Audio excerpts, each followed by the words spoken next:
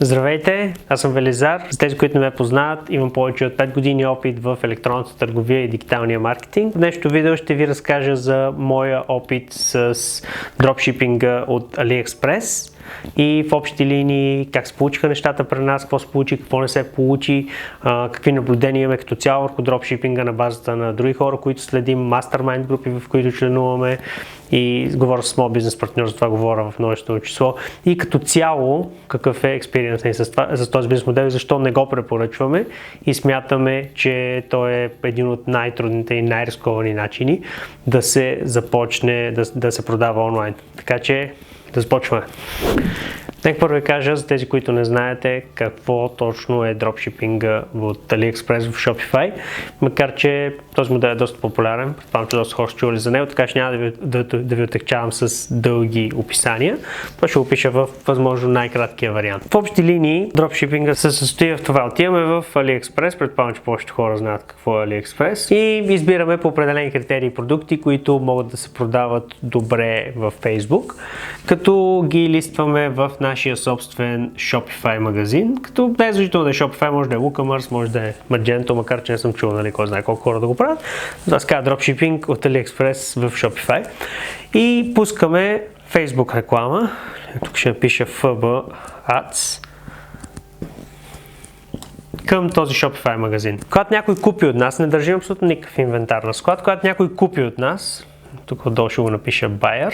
Когато някой купи от нас, отиваме в AliExpress и директно от AliExpress го изпращаме на клиент. Като този бизнес модел е много примамлив за хората, особено за тези, които не разполагат с много големи финанси, просто защото не се изисква така се казва, че не се изисква кой знае какъв начален капитал, просто защото след като клиента вече ти е платил, ти реално с неговите пари отиваш в AliExpress, за да купиш продукта и да му ги изпратиш директно, което не е точно така, но приближава се до истината. Определено преди време може да се направят много сериозни обороти с дропшипинг от AliExpress. Така че, да, в смисъл, валиден е аргумента до голяма степен, че може да се направят пари, но нещата не са точно така, като с малко ще си говорим по-големи детайли. Въобще не е това, не държиш инвентар, уж започваш с малко пари и лесно се намира продукт и общо взето е много примамлив, много хора скачат на клона и нека да видим сега какво точно е това, което не ми харесва в дропшипинга, като започнем от най-големите проблеми. Нека първо ви разкажа каква е нашата история с дропшипинга. Аз като цяло дропшипинг правя и в момента, като този конкретният, но не е дропшипинг, в Shopify от AliExpress, като този конкретният бизнес модел от AliExpress съм го правил преди години, като тогава не можех да му отделя прекалено много време, но успях да го накарам да работи добре. Но след конференцията, след онлайн бизнес конференс, предполагам, че повечето от вас знаят за нея, 2019 се проведе април в НДК. Конференция, която аз, доктор Бой и Ник Чикъров организирахме. След тази конференция решихме с доктор Бо да започнем нов бизнес и да тръгнем по метода на дропшипинга. Тоест да тестваме бързо и ефтино продукти, и като ги плеснем в Shopify магазин, видим какво тръгва и вече да се насочим към конкретния продукт, който е тръгнал. Като това изглеждаше доста разумно на този етап, защото ние точно тогава продавахме един бизнес и искахме в общи да започнем нещо ново и да го изградим на някакъв етап като бранд. И това, което се случи, е, че започнахме да продаваме. И дори в фазата на тестването, т.е. дори в тази фаза, в която уж не правиш големи обороти, буквално харчиш по $100-150 на ден за Facebook реклама, ние всъщност бяхме баннати от буквално всички payment процесори, с които работихме, като payment процесор е този, който ти обработва плащанията в общи линии. Малко ще говорим по-в детайли за payment процесорите, но тези, които обработват плащанията в общи линии казаха: съжалявам, вие сте прекалено рисков бизнес модел, просто защото пращате от дропшипинга в повечето случаи към САЩ или към поне Big Four, т.е. САЩ, Канада, Австралия и UK. И пращате от Китай, за тези държави. Това е прекалено рисков бизнес модел, така че не може да ви позволим да сте на нашата платформа. И ни махнаха, като всъщност това е. И нещо много интересно, между другото, доктора толкова сериозно го махнаха от платформите, че дори баннаха и персоналните му PayPal акаунти, дори баннаха PayPal акаунт, който беше свързан с съвсем друг бизнес.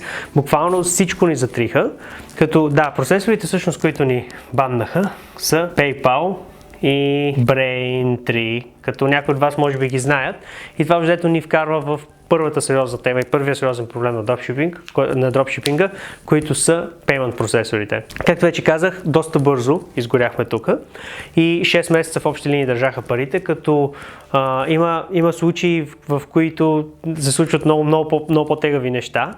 Като, примерно, едно момче в една от мастермайнд групите, в които членуваме, тя също само една, ние сме в един мастермайнд, който е за електронна търговия, са му задържали, не само че са го баннали, са му задържали перманентно $70,000, като не са искали да му ги върнат до след 6 месеца, защото нас не ги държах 6 месеца и накрая в крайна сметка ни ги върнаха.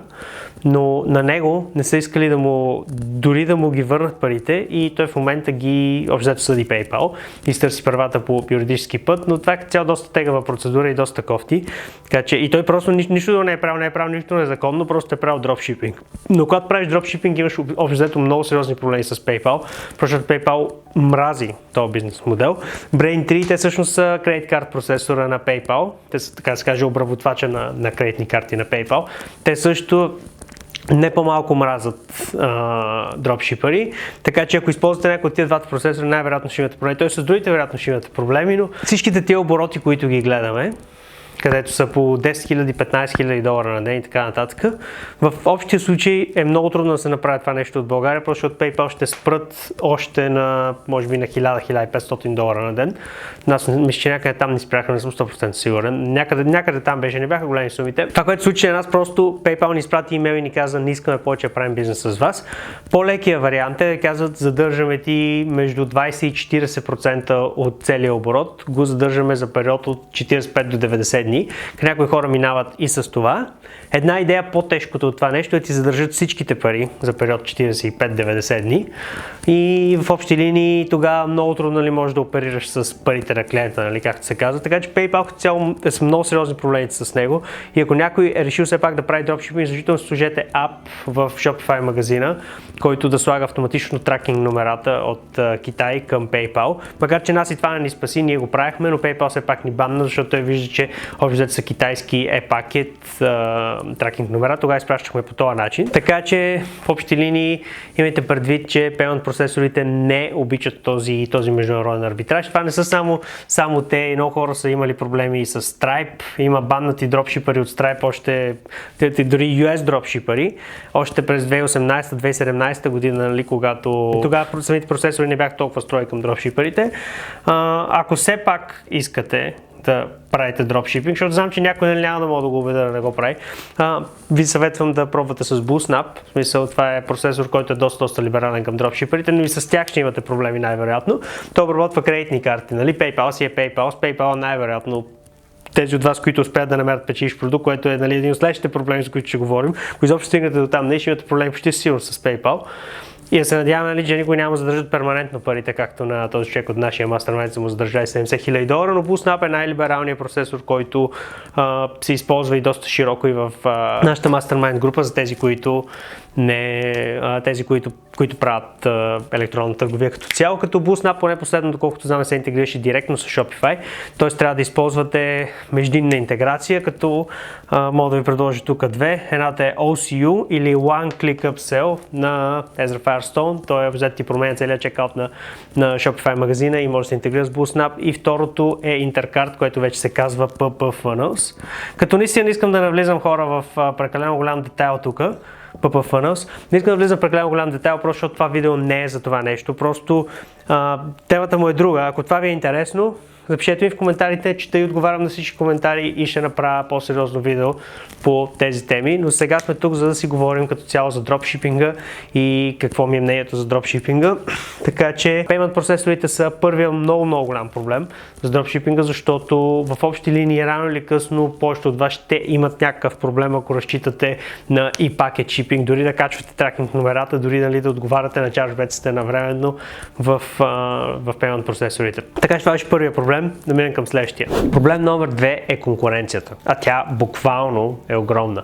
И това си има сериозна причина. Като цяло дропшипинга на много места, в курсове, в статии, в видеа се пропагандира като лесен начин да си изкарат пари, който не изисква голяма инвестиция. което, както ви казах, според мен не е супер коректно, но все пак това вкарва едно много голямо количество хора, част от които са готови да мамят, да лъжат и като цяло да читват системата и съответно да правят играта по-трудна за всички нас. И да, определено в дропшипинга има и такива хора, като какви са последиците на това, че конкуренцията е огромна. Първата последица е, че като цяло рекламата е много скъпа, като разбира се, не е само заради многото дропшипери от AliExpress, че рекламата е скъпа. Рекламата като цяло, особено сега в момента в САЩ, рекламата е много скъпа. Говорим за $50-60 CPM, което не знае какво е CPM. CPM е цената за 1000 показвания на рекламата. Като ние дори бяхме принудени да извадим САЩ преди около седмица някъде от таргетинга ни, просто защото е наистина много скъпо. Но отчасти това е заради Q4, защото сега е силен сезон, отчасти е заради президентските избори в САЩ, които предстоят и знам, че се наливат огромни пари в Facebook. Има си своите причини, но това е много голям проблем за дропшиперите, просто защото маржините като цяло са много ниски. И когато рекламата ти е много скъпа, много трудно можеш реално да изплуваш и да си profitable, да направиш реално пари. Защото отново конкуренцията, която е втората причина, която изтъкнах, е толкова голяма, че в общи линии много бързо продукти, които продаваш, вероятно някой друг ги продава на по-ниска цена. Защото в играта се включват и китайци, между другото. Тези, които следят форуми, групи и така нататък, може да видят, че хората буквално плачат, че техните продукти, които те продават за $20 и ги купуват за 10, китайците ги продават за $12. И ти когато го купуваш за $10, ти никога не можеш да биеш китайца. Просто защото китайците вече горе-долу част от китайците се осъзнаха, че нямат нужда от средния човек, от посредника, от мидълмена. И затова има много китайци, които рекламират буквално на брутални цени, които ние никога не можем да постигнем. Просто защото не може никога да вземе продукта толкова ефтино. И това може да се провери, когато видите, ако правите Product Research в AdSpy, примерно, AdSpy, BigSpy, Ecom Profit Hub, в смисъл, разгледайте ги, AdSpy е платен, струва $150 на месец, но се заслужава. Ще видите, че има много реклами, които буквално, примерно, за една седмица струпат 70, 80, 100, 200 хиляди лайка и цените там са изключително ниски, като такива, каквито никога не мога да видите в AliExpress, и когато цъкнете на страницата, ще видите, че голяма част от тия страници всъщност се менажират от хора в Китай, защото когато цъкнем на Page Transparency, може да видим общо от кои държави са хората, които менажират тази страница. И всъщност ще видите, че голяма част от тия хора са от Китай.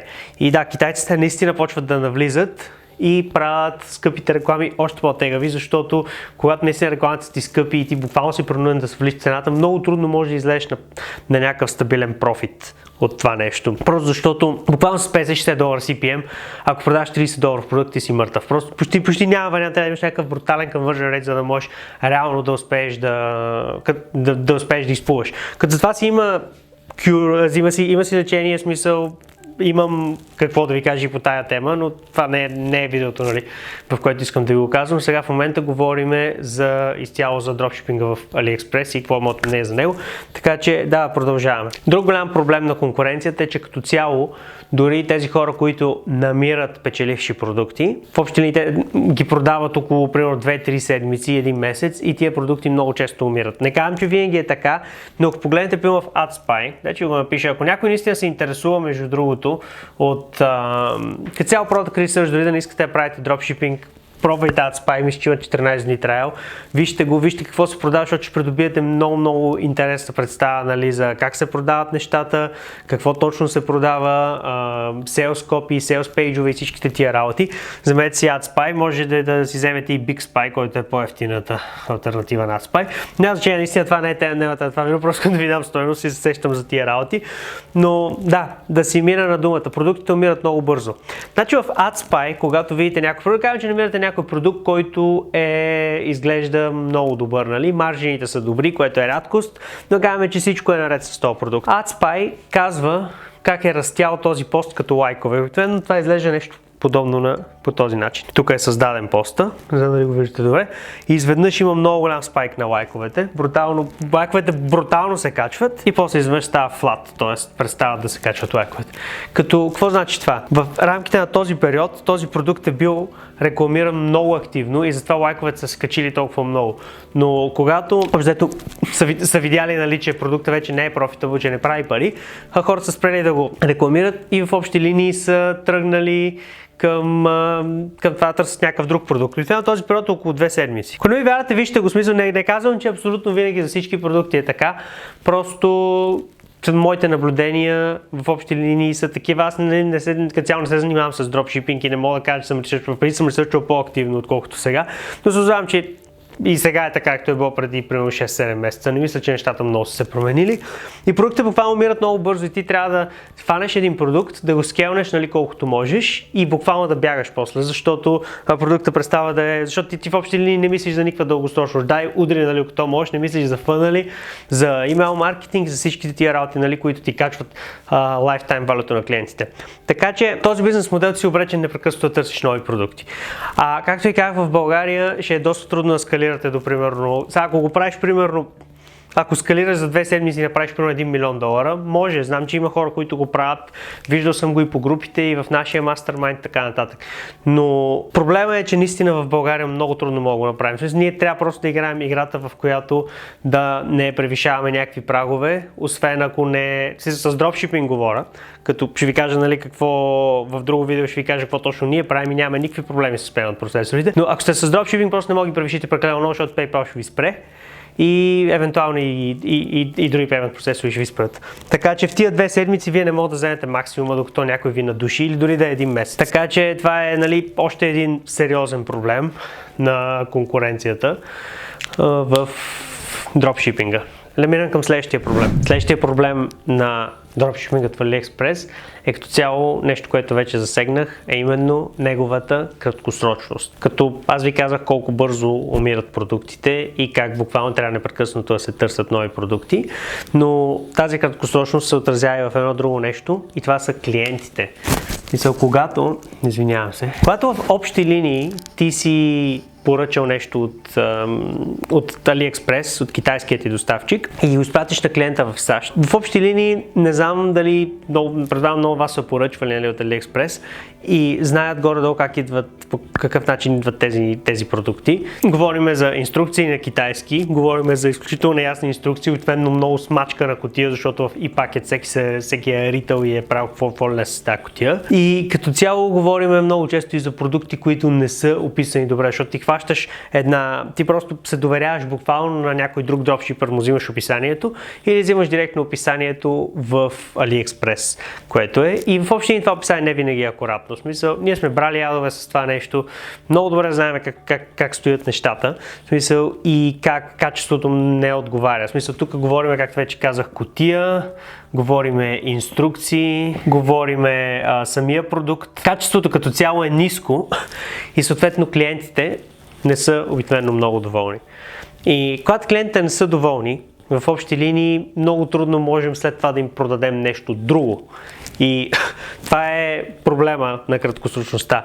Мисли, ти буквално искаш да направиш с тия клиенти една транзакция, те да обикновено не са много доволни, защото продуктът не е описан добре, има китайски инструкции, какво ли не, и въобще никога повече няма да купат от тебе, защото знаят, че ги чака ето това нещо. Спомням се една история за един мой приятел, който буквално беше направил, не знам, може би към $500-600 хиляди за много кратко време с дропшипинг от AliExpress, като той продаваше един продукт и в последствие с имейл маркетинг се опитваше да продаде друг продукт. Нали, то имейл маркетинг е доста близко до акъла, че е хубаво да се прави за e-commerce, защото, нали, караш хората, които вече са купили, които вече са ти казали да ти кажат да още един път, съответно качиш средната стойност на всеки клиент, lifetime value, повече покупки и този клиент вече си го придобил, вече си платил за него, така че изглежда много добре и звучи много логично. Това, което се случи с моят приятел, е, че всъщност имейл маркетинга, той казва, аз буквално повече изгорях от него, отколкото спечелих. Просто защото експириенса от първоначалния продукт, и тук говорим за много голям обем от ордери, експириенса беше толкова лош, че буквално аз с имейлите подсещах клиентите да ми отварят чарджбеци, т.е. да се оплакват на банката, да се оплакват на PayPal и така нататък. Буквално това нещо, в смисъл, пращам имейл да им продавам нещо друго и клиентите си казва, о, добре, че ме подсети и ти отворя чашбек, нали, че защото ми прати ери какъв си букук. И реално не мога да разчиташ на дългосрочен бизнес, когато клиентите ти не са доволни, защото най-малко пари се правят на първата транзакция в общи линии. Ние ще си говорим, ако ви е интересно, оставете ми коментар, защото долу чета всичките коментари, но ще ви говорим повече за продажбени фунии, как ние ги изграждаме, как изграждаме follow-up, т.е. всеки един клиент в последствие да му се продават допълнителни продукти и услуги, как изграждаме subscription, нещо, което правим в момента, а именно вкараме хората в subscription, който ги чарджва месец след месец, буквално, и така имаме доста по-предвидим доход. Но да, няма значение, за да не се отплесвам от видеото. Отново ще кажа за хиляден път, експириенсът като цяло за хората е лош и нали, това не ги интересува повече дропшипинг, защото иска да направи всички пари на първата транзакция, която е най-малко печеливша като цяло. И това води до краткосрочност на бизнес модел. И последният доста голям проблем, който е свързан с дропшипинга от AliExpress е самият Facebook. Предполагам, че някои от вас знаят, че Facebook представи, въведе Feedback Score.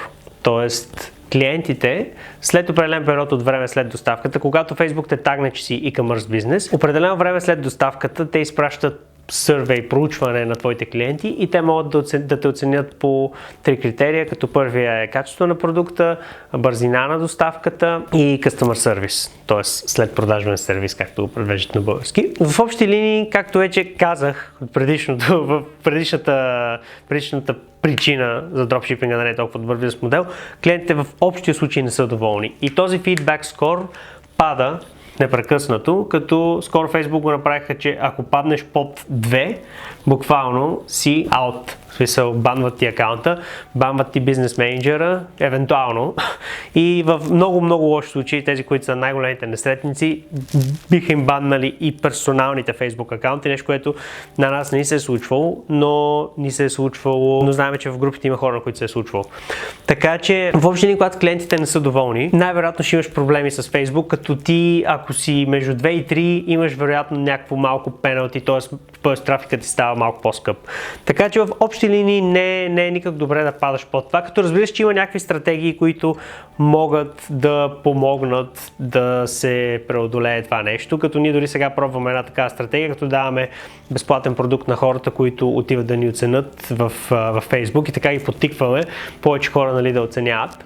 Но още не сме пробвали, буквално от други ден ще я пусна, но да, има стратегии за това, но аз ви казвам, че Facebook знае, когато те си имат просто начин да разберат, когато експириенсът просто не е добър. И когато експириенсът не е добър, нещата тръгват плавно надолу или понякога бързо надолу и рекламата става по-скъпа и накрая удараме момента, в който има бан. Акаунти се спират непрекъснато, на нас направо се ни разказва за играта от спиране на акаунти, като ние дори не правим дропшипинг, не правим нещо друго, за което сега няма да говоря, ще говоря в друго видео евентуално. Но да, в общи линии, когато скоро ти е нисък, си черен в очите на Facebook и те много не харесват такива адвертайзери.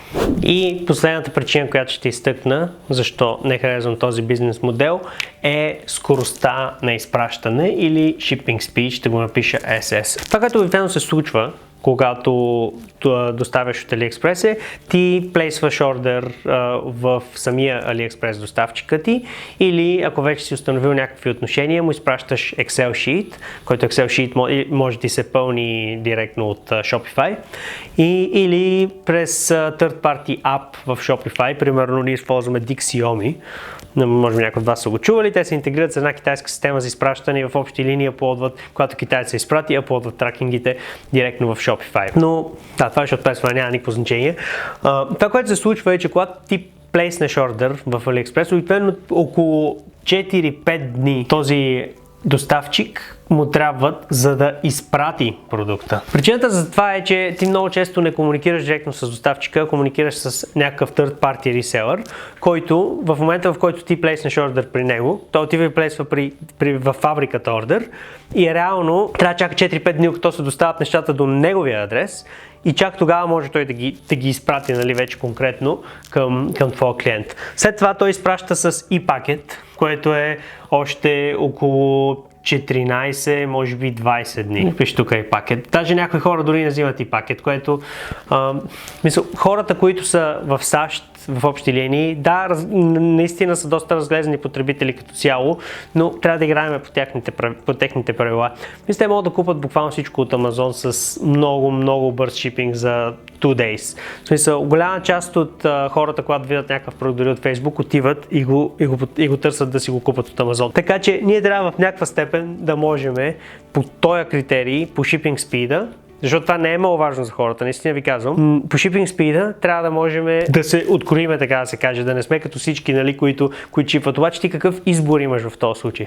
Нямаш никакъв избор. Евентуално можеш да говориш с доставчика ти да стокпайлне, т.е. да натрупа някакъв инвентар, за да може малко по-бързо да се изпраща. Като това дори 14-20 дни е доста либерално в момента и пак е дори по-зле от това нещо, което се случва. И това е много голям проблем и за Customer Experience, това е много голям проблем и за Feedback Score и като цяло логистично е един огромен кошмар. Като това, което ние правим с шипинга, аз ще го кажа, нали, в цялостното видео, което ще направя за нашата бизнес система, но ние държим инвентар на склад в Китай и можем да изпращаме изключително бързо, като нещата стигат до Германия за около 8 дни някъде. Разбира се, цените са малко по-високи и за САЩ около 9-10 дни. Това е с всичко, това е и с двете, и с хендлинг тайма, т.е. времето преди изпращане и с пристигането. И разбира се, че имаме много по-малко камплейни за изпращане, отколкото има някой, нали, който праща си пакет. Да не говорим, че хората като цяло, дори само още едно доказателство, че хората в САЩ като цяло и в англоговорящите държави считам много държат на шипинга. Пробайте да сложите някаква цена на шипинг и да видите колко хора ще купат. Огромна част от хората в тези държави просто не са свикнали да плащат за шипинг, защото имат Amazon Prime. И като цяло, когато им сложиш дори 4, 5, 6 долара за шипинг, общо взето те казват, не, това няма да го купувам, нали, защото има дори малка цена за шипинг. Това показва, нали, колко много държат на бързия шипинг и на надежния шипинг. И да, в общи линии това е за шипинга и като цяло за логистиката, която ние буквално не контролираме това нещо. Да не говорим, че има изключително лоши истории, свързани с шипинга, където този агента, обикновено с който комуникираш и на който му поръчваш, понякога може изобщо дори да не може да осигури този инвентар, защото фабриката, примерно, няма наличност в момента. И това, което се случва, е, той може да ги потвърди с някакви измислени тракинги и просто ти каже, нали, всичко е точно, няма никакви проблеми, просто да се покрие, да изчезне, да престане изобщо да си комуникира с тебе и ти да останеш с пръст в уста, защото тия ордери не са пратени, клиентите съответно си ги очакват и почна да се оплакват и да стане едно наистина много голямо мазало. И сега е логичният въпрос. Добре, след като не смяташ, че дропшипинга като цяло е добър бизнес модел за стартиращи и като цяло за напреднали, за какво може да използваме дропшипинга? Като лично моето мнение е, и това, което и аз съм правил, нали, когато съм бил в тая фаза, е, че дропшипинга е перфектен в фазата на тестване, за тестване на продукти. Тоест, какво имам предвид? Когато правиш си, да кажем, Product Research, използваш AdSpy, BigSpy, няма значение, смисъл какъвто и да е метод, избираш 5 продукта и можеш да ги пуснеш на дропшипинг в твоя Shopify магазин, като в общи линии целта ти е да видиш кой продукт ще тръгне, как ще са CTR-ите, т.е. какъв процент на хората, които кликват спрямо виделите, да видиш ако имаш продажби и така нататък и вече да натиснеш продукта, който първоначално тръгва добре с дропшипинг. Като натиснеш, имам предвид следното.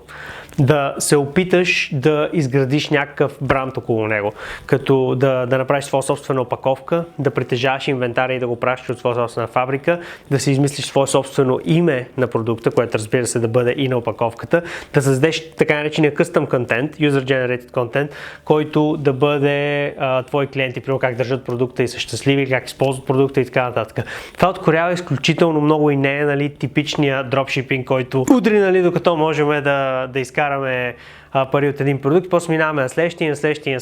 Смисъл, това просто не работи добре вече. Мисля, трябва да нишираш в определена ниша и да дадеш хубав customer experience. Тоест, когато тестваш с дропшипинг, вече трябва да преминеш към следващите неща, които са на първо място. Не е на първо място, но едно от нещата.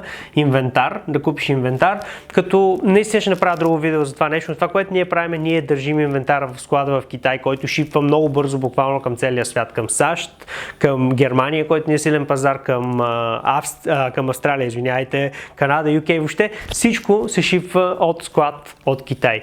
И реално, понеже те шипват с един и същ доставчик, който не е и пакет, и той се води такъв добър премиум доставчик в очите и на PayPal, и на Credit Card процесорите, нямаме абсолютно никакви проблеми с това нещо. А също с инвентар може да се вземе изключително ефтино. Преди беше много по-трудно да се вземе инвентар и трябваше много повече бройки да се поръчват. Примерно, ако искаш да си направиш свое собствено лого, и да не исках 1000 бройки, когато аз започнах 2015-2016. Докато сега вече конкуренцията и в Китай е по-голяма и мога ви кажа, че много сега ще се навият и на 200-300 бройки да ви сложат твое лого. Тоест, след като валидирате и след като тествате идеята, преспокойно можете да сложите свое собствено лого, да направите своя собствена кутия или дори да не го правите, просто да купите инвентар, да купите 100 бройки и да ги изпратите към някой склад, който да ви държи инвентар и да може да изпраща ордерите бързо и надежно и да знаете, че тези ордери ще пристигнат при клиентите. Така че да, инвентар, както казах, custom content, както се нарича на английски. Да, много грозно пише, направо наистина. Custom content, който е, примерно, клиенти как държат продукта и се радват, клиенти как използват продукта, свои собствени видеа да направят, примерно, да го поръчат до България. Нещо, което трябва да се направи преди инвентар, това е верификация на качеството. Това, което ние правим, изпращаме го до България и го ползваме някакво време и го раздаваме дори на извинявам се. И го раздаваме дори на приятели, просто защото да видим какво, нали, мислят хората, страничните хора за този продукт. Защото, както казах, качеството е много по-ниско от това, което очакваш да получиш, нали, когато гледаш картинките и описанието в AliExpress. Да, следващото нещо, което може да се направи след като се тества с дропшипинг, е да започнеш да правиш и вече по-сериозен имейл маркетинг, funnel и така нататък. Смисъл всичките тези неща, които да ти максимизират вече печалбата от самия дропшипинг, защото когато даш хубав експириенс, хората нямат проблеми да купуват отново и отново. Те могат да вкарат буквално всичките оръжия на e-commerce, може да ги вкараш в играта и съответно да качиш много стойността с lifetime value или средната стойност на един клиент, който той ти оставя, сумата, която един клиент ти оставя за целия цикъл от покупки към твоята компания. Така че това е моето мнение, тестване с дропшипинг и дропшипинг има много хубави методи като цяло за откриване на продукти, но ако искаме наистина да сме sustainable, просто след като открием някакъв продукт, трябва да почнем да минем към тези неща. Знам, че не са чак толкова яки, колкото да яките скриншоти, нали, с 10-15 хиляди долара на ден в Shopify, но казвам ви, смисъл, първо, че част от тия скриншоти са абсолютно фалшиви и втора точка, тия скриншоти са много, да кажем, че аз не им вярвам дори когато са реални, просто защото ти можеш винаги да надуеш изключително много всичките, да надуеш Facebook рекламата и да продаваш на break-even, т.е. без никаква печалба и просто за да мога после да вземеш скриншота, защото има много голяма разлика между това да правиш печалба и това да правиш продажби. И тези част от хората, които продават курсове и така нататък, ви гарантирам, че особено в чужбина, гарантирам, че част от тия резултати за тях не седи буквално никаква печалба. Ето това е, което е sustainable нещо. Инвентара, къстъм контента, качеството, имейл маркетинга, фунията, грижата за клиентите и като цяло да не играеш, нали, бам, за 2 седмици да удариш кьоровото, нали, както се казва. Да, и да направиш големите пари. Мисъл, в дропшипинга и като цяло в електронна търговия ги има големите пари.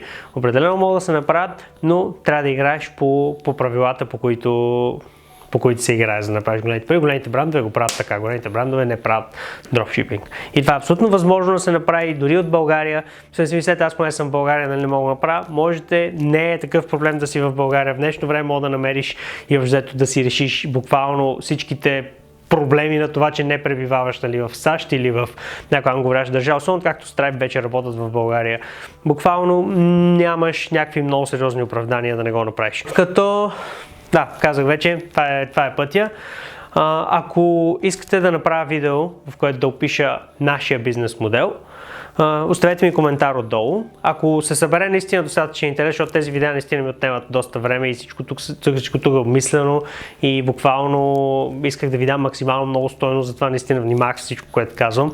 Така че ако се събере достатъчно интерес, оставете ми коментар отдолу. Искам да има минимум 50-100 коментара, за да направя видео за това, което ние буквално следваме като бизнес модел и как точно правим нещата стъпка по стъпка с избор на продукт, с тестване бързо и ефтино, как после верифицираме качеството, инвентар, колко поръчваме в началото, всички тия неща, които правим. Да, отново оставете коментар и ми сложете лайк. Ако преценя, че има достатъчно интерес, бих направил такова видео. Ако искате да видите и вече системата ни в детайли, може да видите линк отдолу за курса ни Ecom University, който в общи линии е цялостен e-commerce курс, който създадохме аз и доктор Бо, моят бизнес партньор в това, което правим. Като той в общи линии учи точно как от нулата да избереш продукт, да го тестваш бързо и ефтино и да поръчаш след това инвентар, защото, както казах, ние не сме много големи фенове на дропшипинга, фенове сме на притежанието на инвентар.